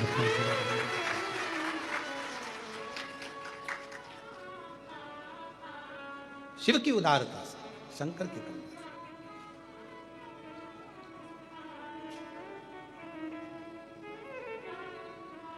और कितने नारखेड़े जी, पाटिल जी, आपके जितने रिश्तेदार आए होंगे सब प्रसन्न होंगे कि बाबा की कृपा से हमको कथा सुनने को कम से कम कृष्णेश्वर बाबा की पवित्र भूमि पर मिल गई। बात तो हुई।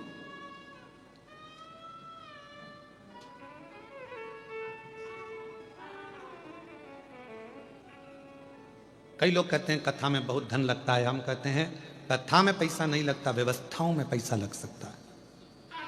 पंडाल लगना है, भोजन व्यवस्था करना है, ये करना है, वो करना है। हितेश से पूछना जरूर सीहोर वाले महाराज ने कितना कितना धन ले लिया, पूछिए। कथा का पैसा नहीं लगता, व्यवस्था ये आपकी है, आप जो कर रहे हैं व्यवस्था आपकी है। और मैं तो कितना मान्य, आप होटल के मालिक को भी मैं धन्यवाद दूंगा कि जब हितेश ने कहा कि कथा होना है तो उन्होंने कहा किसकी होना है, तो कहा सीहोर वाले। तो पहले तो आश्चर्य में पड़ गया, हो गई कथा हो। हाँ। फिर उन्होंने कह दिया जो तुम्हारी इच्छा हो वो करो, पर कथा हो जाए। ये संस्कार है। मैं बेटी आपको धन्यवाद देता हूँ। ये होटल मालिक के संस्कार हैं, ये उनकी धर्मपत्नी और उनके परिवार के संस्कार हैं कि जो शिव कृपा करो।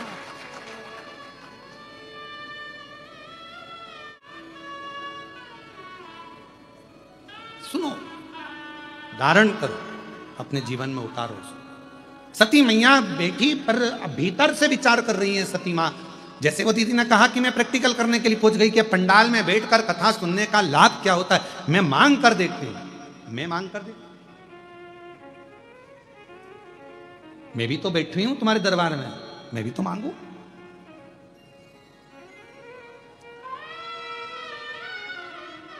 तो वो उन्होंने प्रैक्टिकल कर कर देखा। सती माता ने भी प्रयास करा, बैठी हूं कथा में और मन में सोच रही हूं कि ऐसा शरीर जलकर भस्म हो जाए। जो सोचा था कथा में पूर्ण हो गया। अच्छा सोचो, जितनी देर कथा में बैठो उतनी देर अच्छा सोचो, अच्छा विचार लेकर। महाराज राजा सुदक्षण प्रैक्टिकल करे कि अगर महाराज कह रहे हैं, संत कह रहे हैं कि राजा अगर बेकार कर्म करेगा तो फल भी खट्टे हो जाएंगे, कड़वे हो जाएंगे। तो राजा सुदक्षण ने विचार करा, सुदक्षिणी से कहा चलो आज प्रैक्टिकल करते।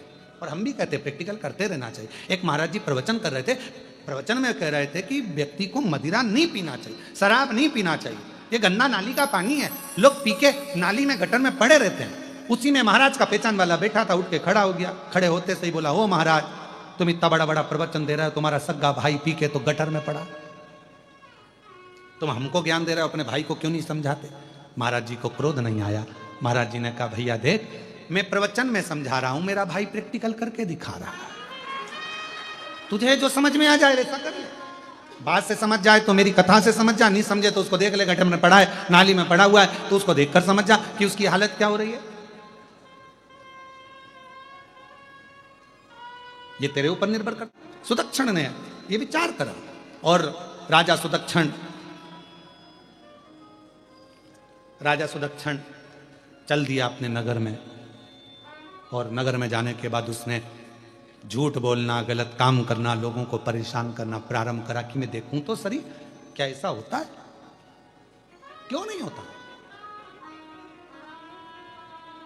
एक पत्नी ने अपने पति से कहा कल जो भिखारी आया था ना बहुत बदतमीज है। पति ने कहा तुझे भिखारी से क्या मतलब। नहीं, कल जो भिखारी आया था ना वो बहुत बदतमीज है। पति ने पूछा हुआ क्या, वो तो बोल। कल मैंने उसको खाने के लिए भोजन दिया, भोजन लेकर गया, और आज आया ना जब सवेरे तो मेरे को रेसिपी बुक देकर चला गया, मुझे भोजन बनाने की किताब देकर चला गया, और मेरे से कहता है मैडम कल की सब्जी कच्ची थी। बताओ। पति खुश होकर बोला जो मैं 40 साल में नहीं बोल पाया वो आज बोलकर चले, आज बोल 40 साल में नहीं बोल। पाटिल जी जोरदार ताली बजाए, जोरदार ताली बजाए। और चुप चुप बैठे हो, जरूर कोई बात है। सबसे तेज ताली पाटिल जी बजाए हैं। तो कहा जो मैं 40 वर्ष नहीं बोल पाया वो आज बोल गया। भोजन सब्जी कच्ची है। भगवान सुदक्षण राजा ने विचार करा मैं प्रैक्टिकल करता हूं। और राजा सुदक्षण ने प्रैक्टिकल करा, असत्य बोला, गलत काम किया, परेशान किया, कष्ट दिया। और उसके 6 महीने बाद पहुंचा वो संत के यहाँ। फिर वहां के फल खाए तो वो कड़वे थे, खट्टे थे। संत चरणों में राजा सुदक्षण ने हाथ जोड़कर कहा आपने बिल्कुल सत्य कहा, जैसा कर्म करोगे वैसा फल पाओगे। ये हमारी कहावत शास्त्रों की है, ये बनाई हुई कहावत नहीं है, राजा सुदक्षण की कहावत। अच्छा कर्म करिए, अच्छा मिलेगा। आप अच्छा कर्म करते रहोगे तो फल मीठा मिलता रहेगा, सब अच्छे रहेंगे, सब स्वस्थ रहेंगे। आप जितना जितना श्रेष्ठ कर्म करेंगे उतनी उतनी जिंदगी प्रसन्न होकर जीते रहोगे। और जहां हमारे जीवन में हमने बेकार कर्म, सत्यता के साथ, गलत कार्य के साथ अपने जीवन को जिया, वहां हमें कष्ट भोगना पड़ता। सती माता कुंभज बाबा के आश्रम में बैठी हैं। मन में गलत भाव आ गया कि मेरा शरीर जलकर भस्म हो जाए, और वही हुआ। शंकर जी ने मांगा था कुंभज बाबा के आश्रम में कथा सुनते हुए मुझे राम का दर्शन हो जाए, तो कुंभज ऋषि के यहाँ से जैसे ही चले तो मेरे शिव जी को राम जी का दर्शन हो गया।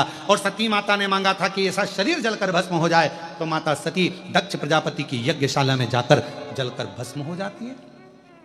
कथा में बैठकर जो तुम्हारे मन की कामना, जो तुम्हारे मन का भाव है, कथा में बैठकर वो प्राप्त होता, वो मिलता।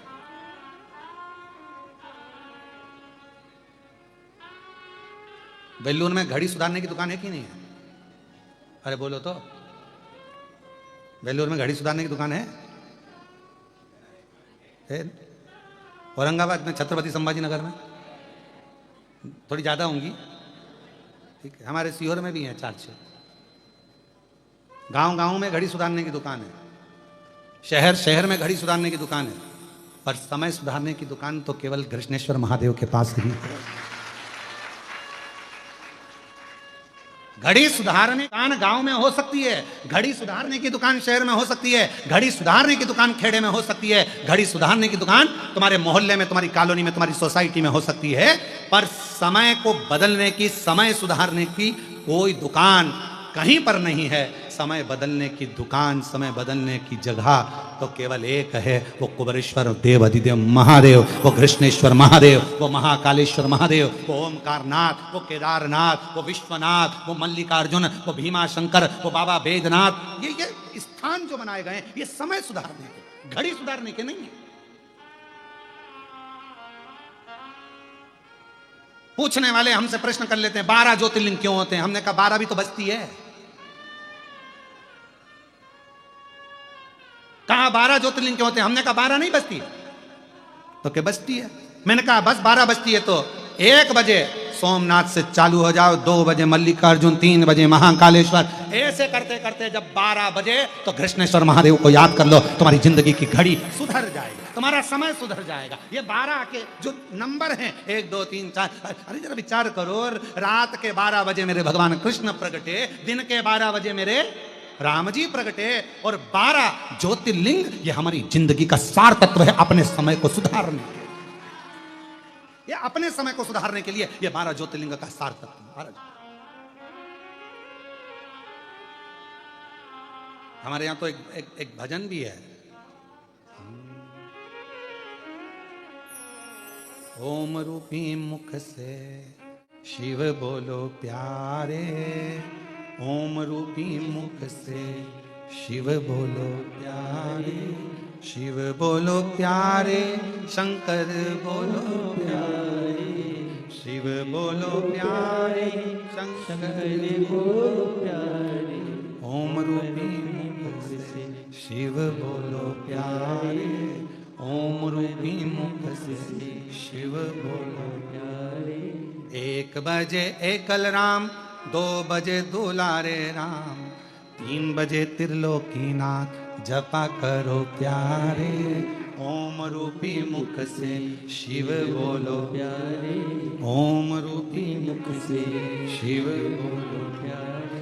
4 बजे चतुर नारायण, 5 बजे परमेश्वर, 6 बजे छबीले राम, जपा करो प्यारे, ओम रूपी मुख से शिव बोलो प्यारे, ओम रूपी मुख से शिव बोलो प्यारे। 7 बजे सत्यनारायण, 8 बजे अंठेश्वर, 9 बजे नागेश्वर राम, जपा करो प्यारे, ओम रूपी मुख से शिव बोलो प्यारे, ओम रूपी मुख से शिव बोलो प्यारे।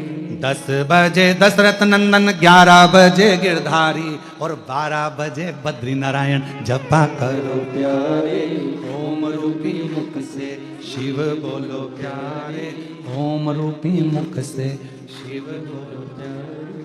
बस जैसे जैसे ये घड़ी घड़ी की दुकान तो सब दूर मिलेगी। हमारे सीहोर में भी 3-4 दुकानें घड़ी सुधारने की, बहुत दुकानें तुम्हारे छत्रपति संभाजी नगर में है, वेल्लूर में है, गांव में है, सोसाइटी में है, मोहल्ले में, कॉलोनी में। और घड़ी गड़बड़ हो जाए तो तुम अपनी पत्नी के हाथ में दे दो, वही सुधार देगी, दो निकाल दो। तो पति ने पूछा तू घड़ी सुधार देगी? हाँ, तुम जैसे को सुधार दिया तो नहीं सुधार सकती।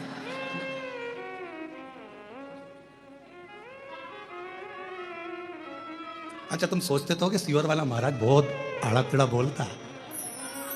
लाओ जरा घड़ी, हो घड़ी। तो घड़ी सुधारने की दुकान तो कहीं पर भी हो सकती है, पर तुम्हारा समय 1 बजे से लेकर 12 बजे तक सुधारना है तो रोज 12 ज्योतिर्लिंग का स्मरण करते रहो।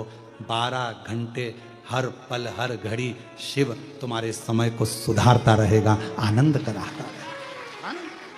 घड़ी सुधारे, बहुत दुकानें मिल जाएंगी पर समय सुधारने वाला नहीं। ये मिला है मौका सुधारने के लिए, ये मिला है मौका भगवत भजन करने के लिए।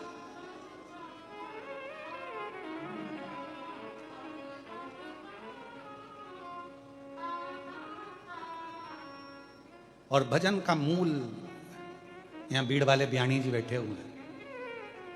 कहाँ बैठे ब्याणी जी? हाँ, इनका पूरा परिवार भगवान शंकर की अविरल भक्ति में लगा रहता है, सत्संगी बड़े, और बहुत भाव से जब समय मिलता है तब सीओर पहुंच जाते हैं भगवान का भजन करने के लिए।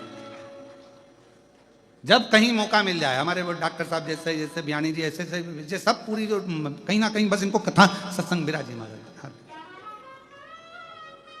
ले आओ ले आओ।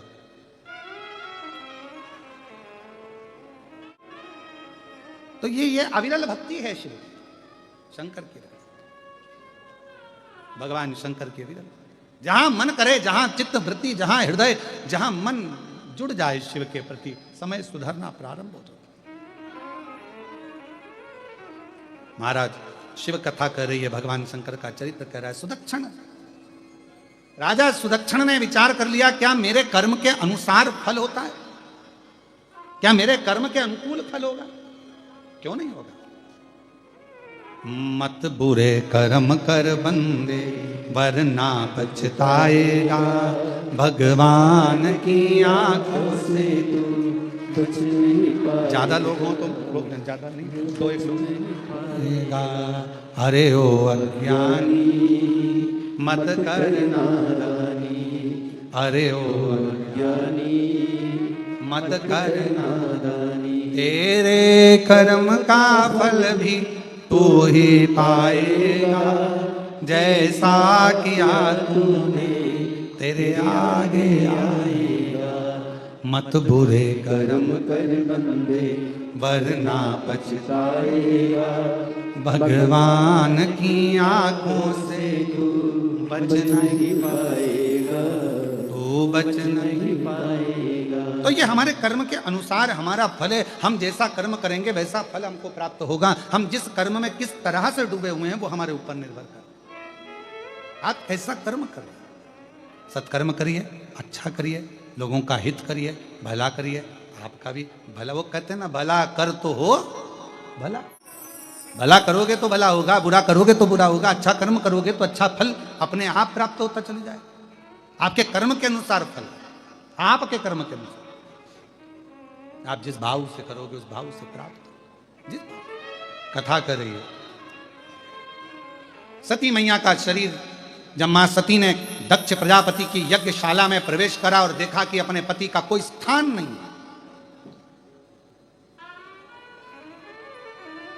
देखा कि पूरी यज्ञशाला, यज्ञ प्रारंभ हो रहा है और उसमें सबका स्थान पर मेरे पति का नहीं, मेरे पति का कोई स्थान नहीं।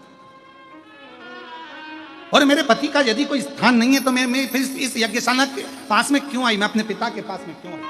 मेरा भी उद्धार कीजिए, उद्धार कीजिए, हे त्रिपुंडधारी, हे त्रिशूलधारी, हे त्रिपुंडधारी, हे त्रिशूलधारी। चरणों में तेरे बाबा जी पावन है चारों धाम, तेरे देव करते वंदना पूजे सीताराम। चरणों में तेरे बाबा जी पावन है चारों धाम, तेरी देव करते वंदना पूजे है सीताराम।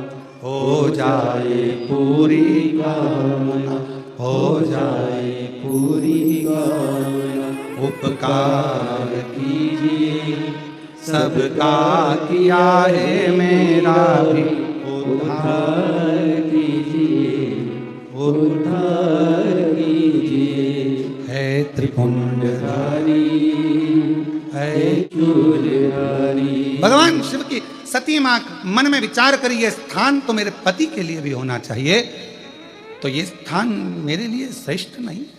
कितना सुंदर व्याख्यान है सती माता का चरित्र अपने जीवन में उतारिएगा। जहां शिव का नाम नहीं, जहां शिव का स्थान नहीं, जहां शंकर का कोई गुणगान नहीं, ऐसी जगह पर कभी मत जाओ। शिव महापुराण की कथा करते हैं। मां के बिना माय का सुना है और महादेव के बिना मंदिर सुना है।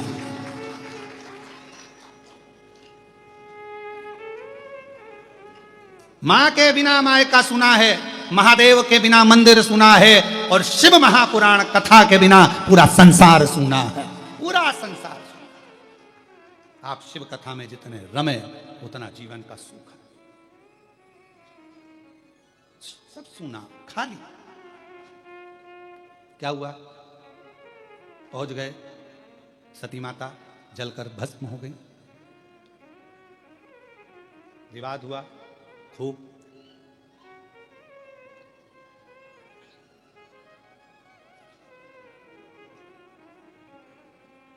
खूब विवाद हुआ। स्वयं रुद्रगण से भगवान नारायण को भी हारना पड़ा। भगवान रुद्रगण से। क्यों? एक राजा क्षुभ हुए और उनका दधीचि ऋषि से मित्रता थी और राजा क्षुभ और दधीचि ऋषि का आपस में विवाद हो गया। भगवान विष्णु ने राजा क्षुभ का साथ दिया तो दधीचि ऋषि ने श्राप दे दिया कि राजन, तुम राजा क्षुभ का साथ दिए और मेरा साथ नहीं दिए, इसलिए मैं तुम्हें श्राप देता हूं कि तुम्हें भगवान शंकर के गणों से हारना पड़ेगा। शिव महापुराण की कथा कहती है कभी किसी के विवाद में व्यर्थ ना पड़े, कभी किसी के विवाद में व्यर्थ ना पड़िए। पर आपकी और हमारी आदत होती है, संसार के लोगों की बड़ी आदत होती है महाराज, बीच में पढ़ने की। किसी ने एक गलत मैसेज लिखा, कमेंट्स लिखा, और लोगों ने उसके नीचे अपने विचार लिखना चालू कर दिया। वो तो है ही ऐसा, उसने तो ये करा है, उसने तो वो करा है। हम उस अग्नि में घी डाल रहे हैं, उस अग्नि में हम घी डाल रहे हैं।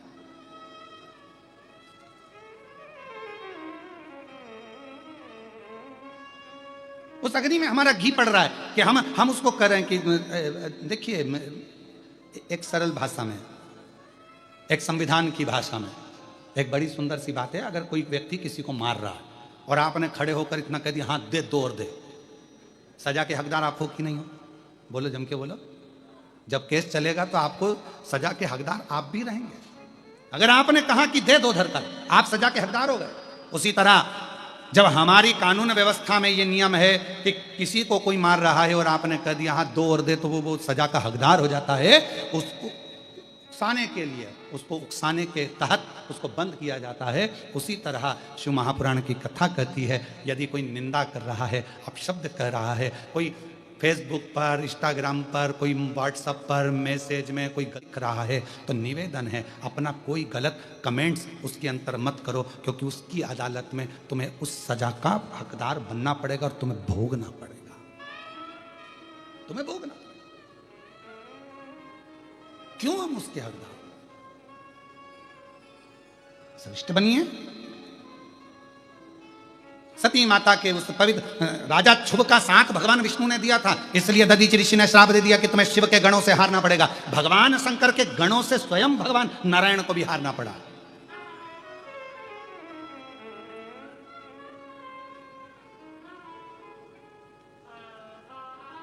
समय आया, युद्ध हुआ, भगवान शंकर आ गए, सती माता का शरीर अपने कंधे पर रखा, खूब तांडव किया। भगवान नारायण ने अपना सुदर्शन चक्र भेजा। सुदर्शन, क्या सुदर्शन चक्र में इतना बल था कि मां सती के टुकड़े कर सकता है? अगर वो सुदर्शन चक्र भगवान विष्णु का होता, नारायण का होता, तो शायद वो सुदर्शन चक्र मां सती के टुकड़े नहीं कर पाता। पर इससे पहले भगवान नारायण ने अपना एक नेत्र निकाल कर भगवान शंकर को दिया था, तो भगवान शंकर त्रिनेत्रधारी हो गए थे। और भगवान शंकर ने अपना सुदर्शन चक्र भगवान विष्णु को दिया था, तो भगवान विष्णु सुदर्शन चक्रधारी हो गए थे। वो चक्र किसका है? किसका चक्र है वो? भगवान देवाधिदेव महादेव। वो चक्र भगवान शंकर का है जो भगवान नारायण को दिया। तो जहां अब ये देखा गया कि सती माता के शरीर के टुकड़े हो रहे हैं, दुनिया ने कहा सुदर्शन चक्र से भगवान विष्णु ने मां सती के शरीर के टुकड़े टुकड़े कर दिए। इतने टुकड़े हो गए, वो टुकड़े शक्तिपीठ के रूप में निर्मित हो गए, मां जगतजननी के स्वरूप में निर्मित हो गए। इतने टुकड़े हुए हैं।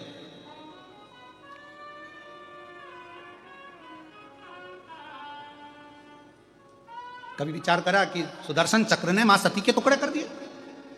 अरे भाई, वो सुदर्शन चक्र भगवान नारायण को भगवान शिव ने दिया था, और शंकर की आज्ञा के बिना तो सती के शरीर को सुदर्शन छू भी नहीं सकता था। शिव का आदेश था, शंकर का आदेश था।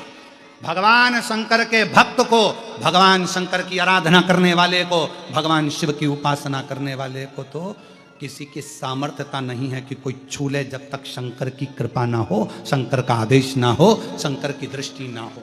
किसकी सामर्थ्यता?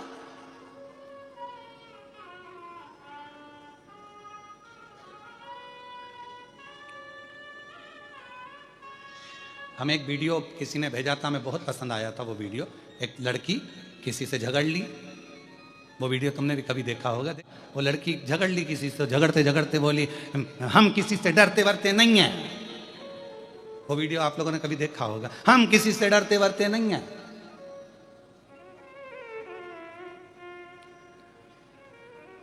हमारा महादेव हमारे साथ है महाकाल, अकाल मृत्यु वो मरे जो काम करे चंडाल का, और काल उसका क्या बिगाड़े जो भक्त हो महाकाल का। वो लड़की बड़ी कड़कता में अकड़ कर जम के कह रही है, ना जाने किससे झगड़ रही थी, और किसी ने उसका वीडियो बना लिया।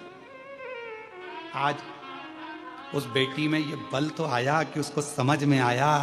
और फिर निवेदन कर रहा हूं, दुनिया के लोग वीडियो बनाकर डाल रहे हैं कि 2026 से 29 तक का समय बेकार रहेगा, खूब उथल पुथल होगा, ये होगा वो होगा। हम सब मानते हैं, सब चीज़ जानते हैं, पर आपसे निवेदन है, आप अपना दिल शंकर में लगा कर रखना, तुम्हारा बाल बांका नहीं होगा। कथा श्रवण करते रहो। जब कोरोना जैसी महामारी के समय पर जिसने अपना मन शिव जी में लगाया, कई श्रोता यहां बैठे हैं जो 11 साल से कथा सुन रहे हैं, कोई श्रोता बैठे हैं जो कोरोना काल से कथा सुन रहे हैं। कोरोना के समय पर फ्री थे, फालतू थे, क्या करा? तो क्या कथा में दिल लगा लिया, मन लगा लिया। लोग कहते बाजू में कोरोना हो गया, ये क्वारंटाइन हो गया, वो क्वारंटाइन हो गया, सब बंद पड़ा हुआ था, और वो दिल शंकर में लगाकर बैठा। अपना क्या होगा, कहीं अपने को भी तो नहीं हो जाए, अपने को भी तो हो जाए। पर उसने अपना मन शिव में लगाया, शंकर में लगाया, बच गया। शिव में लगाया, बच गया। और जो अरे कुछ नहीं होता, कुछ नहीं होता, जबरदस्ती के लगे, कुछ नहीं होता, उनके फोटो पे प्लास्टिक के फूल की माला चाहिए, माला चाहिए। शायद इतने दिनों में तो श्राद्ध भी हो रहा होगा। जीवन पहचानो, शिव को जानने का प्रयास करो, भगवान शंकर को पहचानने का प्रयास करो। जो शंकर को जान गया, जो शिव को जान गया, शिव की शक्ति, किसकी सामर्थ्यता मां सती के शरीर के टुकड़े कर दे? वो तो शंकर भगवान का सुदर्शन चक्र था। शंकर भगवान ने भगवान विष्णु को दिया था, और भगवान विष्णु ने शिव जी की आज्ञा को स्वीकार करा, मां सती के शरीर के टुकड़े कर दिए, शक्ति पीठ के रूप में निर्मित हो, शक्ति पीठ। ये कथा तो परसों के दिन सुबह 8 बजे से 11 बजे होकर विराम हो जाएगी। ऑनलाइन जो कथा चल रही है कृष्णेश्वर में, कल का दिन तो यही टाइम रहेगा, परसों का जो समय रहेगा वो सुबह पर टीवी पर यही 2 बजे से 1 बजे से आएगा। टीवी पर 1 बजे से 4 बजे तक आएगा, और यहाँ जो कथा स्थल है यहाँ पर सुबह 8 बजे से 11 बजे तक। इसके बाद की जो कथा है ऑनलाइन 5 ये पितृपक्ष में, उसका स्थान अभी हम नहीं बता रहे हैं, पर ऑनलाइन रहेगी 17 तारीख से 21 तारीख तक, 1 बजे से 4 बजे तक। पहले दिन 1 से 4, फिर बाकी के समय 2 से 5 रहेगी, ऐसा है। फिर नवरात्रि में 5 दिवसीय कथा रहेगी, 24 तारीख से 24, 25, 26, 27, 28 तक। 5 दिन शिव और शक्ति का स्मरण अपन करेंगे, शक्ति पीठों का स्मरण करेंगे, मां शक्ति का स्मरण करेंगे, मां दुर्गा भवानी का स्मरण। उस कथा में अपन श्रवण करेंगे कि मां जगतजननी दुर्गा भवानी की ज्योत क्यों जलाई जाती है। नवरात्रि की 5 दिवसीय कथा में अपन स्मरण करेंगे कि जवारे क्यों बोए जाते हैं, मां शक्ति दुर्गा भवानी की क्यारी क्यों बोई जाती है, जवारे क्यों बोए, ये सब अपन श्रवण करें, कथा करें। भगवान शंकर का चरित्र, मां सती, मां शक्ति, मां दुर्गा भवानी सती माता जलकर भस्म हो गई, उनके शरीर के टुकड़े करेगा, टुकड़े। वो शक्ति पीठ के रूप में निर्मित हुई।